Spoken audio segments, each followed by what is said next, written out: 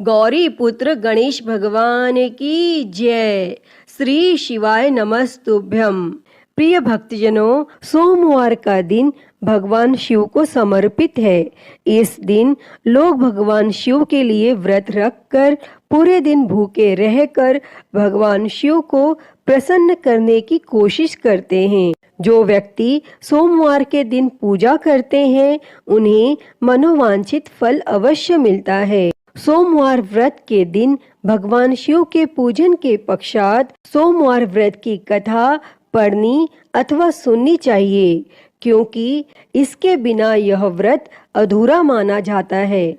तो आइए हम सुनते हैं सोमवार व्रत की कथा। तो आप सभी भक्तजन इस कथा को पूरी श्रद्धा, ध्यान पूर्वक और प्रसन्न चित्त मन से सुनिए। तो आप सभी प्रेम से बोलिए, श्री उमापति शंकर भगवान की जय, सर्व देवी देवता की जय।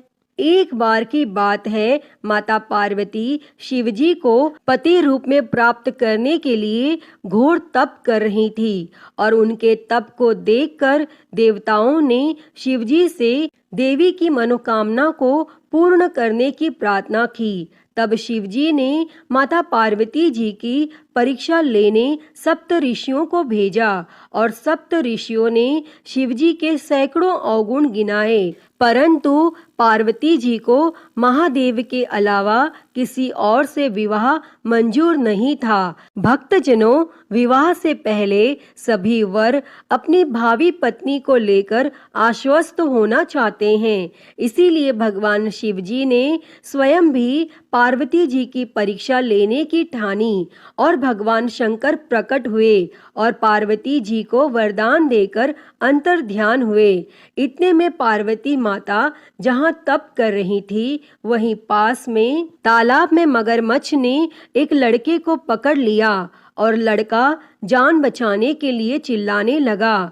माता पार्वती जी से उस बच्चे की चीख सुनी नहीं गई और द्रवित हृदय होकर वह तालाब पर पहुंची तो देखती हैं कि वह मगरमच्छ लड़के को तालाब के अंदर खींचकर ले जा रहा है। तब लड़के ने देवी को देखकर कहा, मेरी ना तो माँ है, ना बाप, ना कोई मित्र, माता आप मेरी रक्षा करें। तब पार्वती जी ने कहा, हे मगरमच्छ, इस लड़के को छोड़ दो। तब मगरमच्छ बोला, दिन के छठे पहर में जो मुझे मिलता है उसे अपना आहार समझकर स्वीकार करना मेरा नियम है और ब्रह्मदेव ने दिन के छठे पहर इस लड़के को भेजा है, मैं इसे क्यों छोड़ूं? तब पार्वती जी ने विनती की, तुम इसे छोड़ दो, बदले में तुम्हें जो चाहिए वह मुझसे कहो। तब मगरमच्छ बोला, एक ही शर्त पर मैं इसे छोड़ सकता हूँ।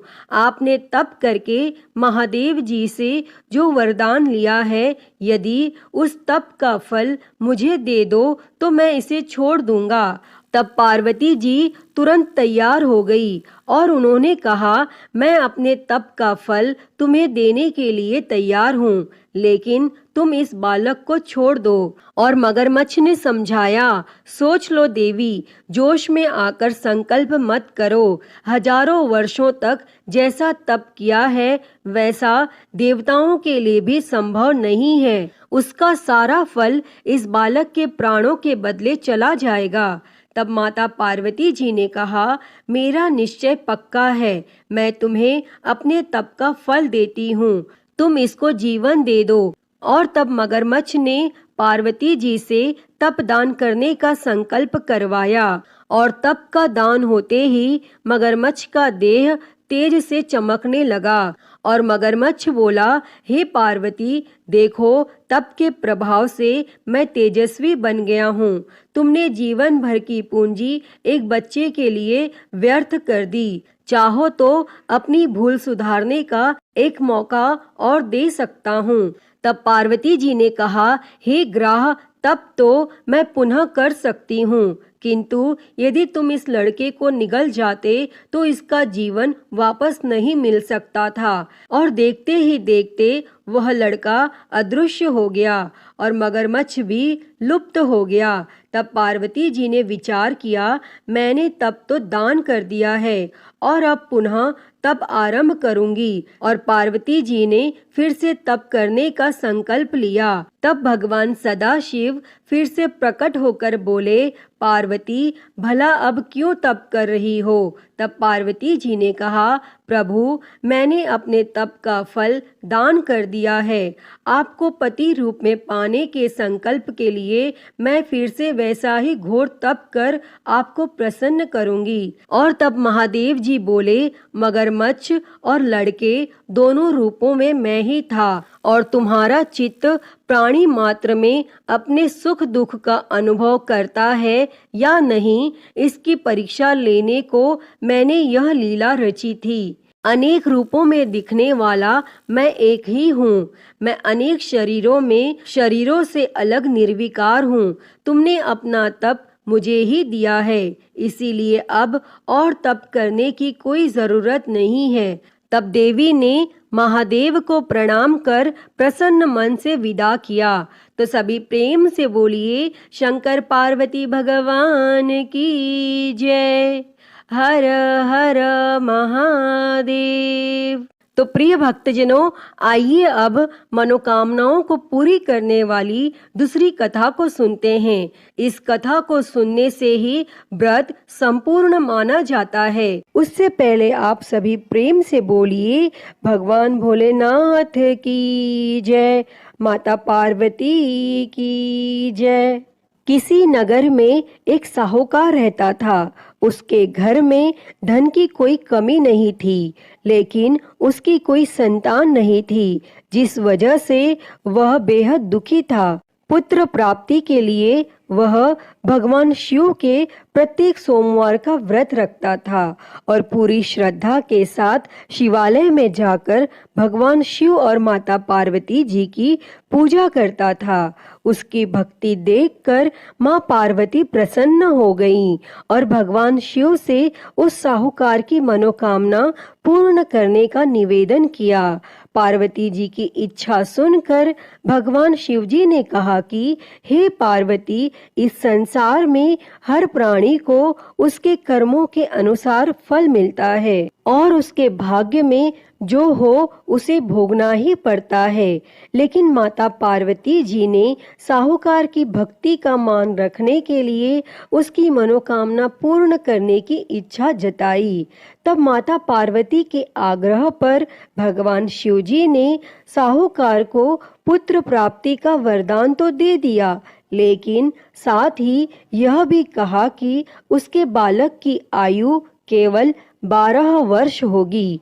तब माता पार्वती और भगवान शिव जी की इस बातचीत को साहूकार सुन रहा था। उसे ना तो इस बात की खुशी थी और ना ही गम। वह पहले की ही भांति भगवान शिव जी की पूजा करता रहा और कुछ समय उपरांत साहूकार के घर एक पुत्र का जन्म हुआ। जब वह बालक 11 वर्ष का हुआ तो उसे पढ़ने के लिए काशी भेज दिया गया। साहूकार ने पुत्र के मामा को बुलाकर उसे बहुत सारा धन दिया और कहा कि तुम इस बालक को काशी विद्या प्राप्ति के लिए ले जाओ और मार्ग में यज्ञ करवाते जाना। जहाँ भी यज्ञ कराओ वहीं पर ब्राह्मणों को भोजन कराते और दक्षिणा देते हुए जाना। और दोनों मामा भांजे इसी तरह यज्ञ कराते और ब्राह्मणों को दान दक्षिणा देते काशी की ओर चल पड़े। रास्ते में एक नगर पड़ा, जहाँ नगर के राजा की कन्या का विवाह था, लेकिन जिस राजकुमार से उसका विवाह होने वाला था वह एक आंख से काना था। तब राजकुमार के पिता ने अपने पुत्र के काना होने की बात को छुपाने के लिए एक चाल सोची। साहूकार के पुत्र को देखकर उसके मन में एक विचार आया। तब उसने सोचा, क्यों ना इस लड़के को दुल्हा बनाकर राजकुमारी से विवाह करा दूं और विवाह के बाद इसको धन देकर विदा कर दूंगा और राजकुमारी को अपने नगर ले जाऊंगा। और फिर उस लड़के को दूल्हे का वस्त्र पहनाकर राजकुमारी से विवाह करा दिया गया।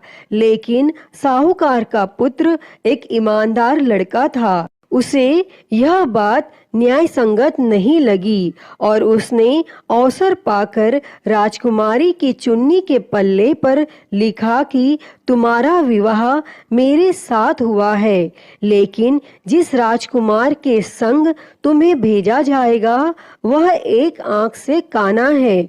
मैं तो काशी पढ़ने जा रहा हूँ। तब राजकुमारी ने चुन्नी पर लिखी बातें पढ़ी तो उसने अपने माता पिता को यह बात बताई। तब राजा ने अपनी पुत्री को विदा नहीं किया और फिर वह बारात वापस चली गई। दूसरी ओर साहूकार का लड़का और उसका मामा काशी पहुँचे और वहां जाकर उन्होंने यज्ञ किया और जिस दिन लड़के की आयु 12 साल की हुई उसी दिन यज्ञ रखा गया। लड़के ने अपने मामा से कहा कि मेरी तबीयत कुछ ठीक नहीं है। तब मामा ने कहा कि तुम अंदर जाकर सो जाओ और भगवान शिवजी के वरदानानुसार कुछ ही क्षणों में उस बालक के प्राण निकल गए और मृत भांजे को देखकर उसके मामा ने विलाप शुरू किया। संयोगवश उसी समय भगवान शिवजी और माता पार्वती उधर से जा रहे थे। तब माता पार्वती ने भगवान शिवजी से कहा, प्राणनाथ, मुझे इसके रोने के स्वर सहन नहीं हो रहे।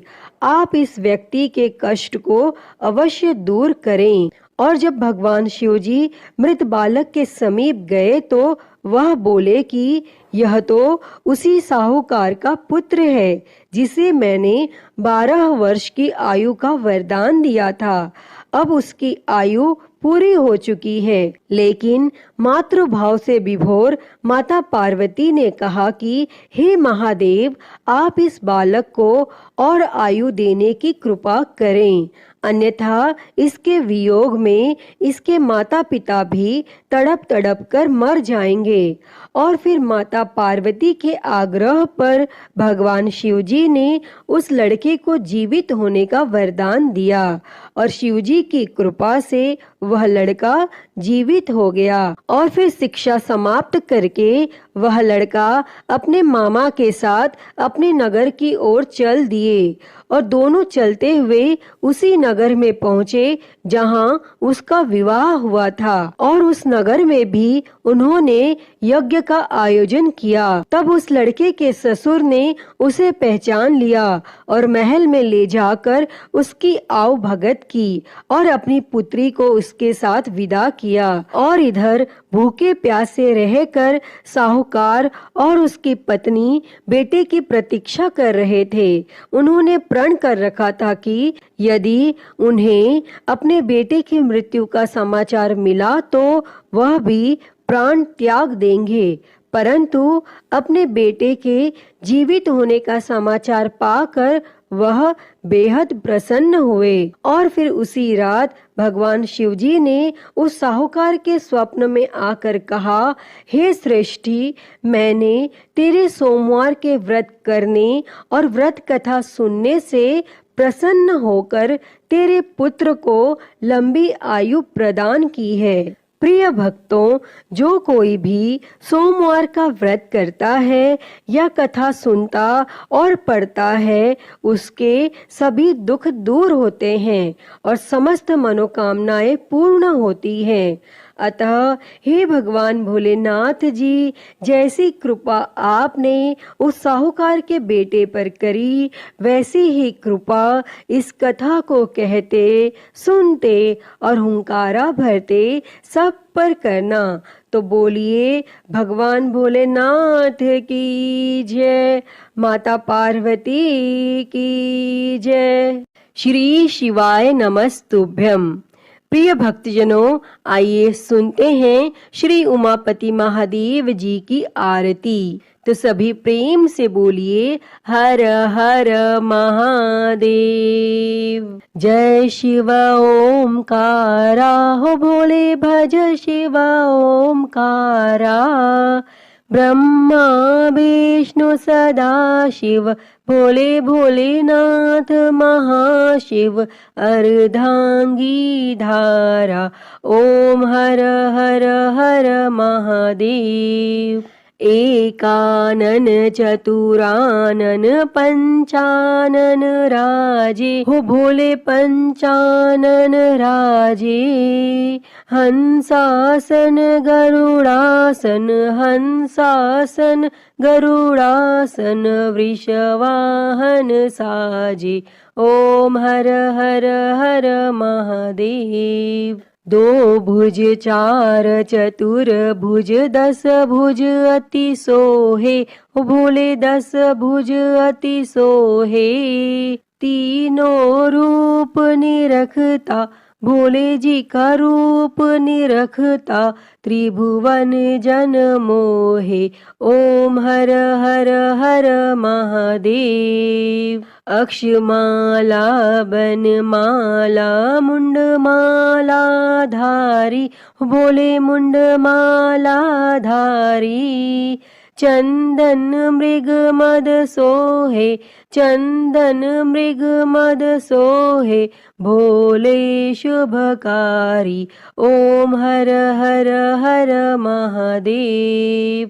श्वेतांबर पीतांबर बाघांबर अंगे, ओ भोले बाघांबर अंगे। सनकादिक ब्रह्मादिक, सनकादिक ब्रह्मादिक, भूतादिक संगे। ओम हर हर हर महादेव। कर के मध्य कमंडल चक्र त्रिशूल धरता, हो भोले चक्र त्रिशूल धरता। जग करता जग भरता, जग करता जग भरता, जग संहार करता। ओम हर हर हर महादेव। ब्रह्मा विष्णु सदा शिव आजीवन एका, हो बोले जानत अविवेका। प्रणव अक्षर के मध्य, ओम अक्षर के मध्य, ये तीनों एका। ओम हर हर हर महादेव। काशी में विश्वनाथ विराजे, नंदी ब्रह्मचारी, हो बोले नंदी ब्रह्मचारी। नित उठ दर्शन पावत, रुचि रुचि भोग लगावत, महिमा अति भारी। ओम हर हर हर महादेव। त्रिगुण स्वामी जी की आरती जो कोई नर गावे, हो बोले जो कोई नर गावे। कहत शिवानंद स्वामी, जपत हलाहल स्वामी, सुख संपत्ति पावे। ओम हर हर हर महादेव। जय शिव ओमकारा, हो भोले भज शिव ओमकारा। ब्रह्मा विष्णु सदा शिव, भोले भोलेनाथ महाशिव, अर्धांगी धारा। ओम हर हर हर महादेव। ओम हर हर हर महादेव। अच्युतं केशवं राम नारायणं, कृष्ण दामोदरं वासुदेवं हरे। श्रीधरं माधवं गोपिकावल्लभं, जानकी नायकं श्रीरामचन्द्रं भजे। हरे राम राम राम हरे हरे, हरे कृष्णा कृष्णा कृष्णा हरे हरे। हरे राम राम राम हरे हरे, हरे कृष्णा कृष्णा कृष्णा हरे हरे। बोलिए भगवान श्री रामचंद्र जी की जय। वृंदावन बिहारी लाल की जय। काशी विश्वनाथ महादेव की जय। श्री गणेश जी महाराज की जय। माँ भगवती की जय। धर्म की जय हो, अधर्म का नाश हो, प्राणियों में सद्भावना हो, विश्व का कल्याण हो, गौ हत्या बंद हो, गौ माता की सेवा हो, विश्व में शांति हो। ओम शांति शांति शांति ही। ओम नमः शिवाय। नमो नीलकंठाय। ओम नमः पार्वती पते। हर हर महादेव।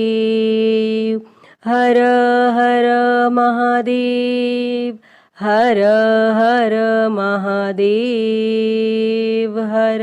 प्रिय भक्तजनों, मैं उम्मीद करती हूँ कि आपको यह कथा पसंद आई होगी और अगर वीडियो अच्छी लगी हो तो इसे लाइक करें, ज़्यादा से ज़्यादा शेयर करें और कमेंट में हर हर महादेव लिखना ना भूलें। और महाकाल भक्ति ज्ञान चैनल को सब्सक्राइब कर नोटिफिकेशन बेल को ज़रूर ऑन कर लें।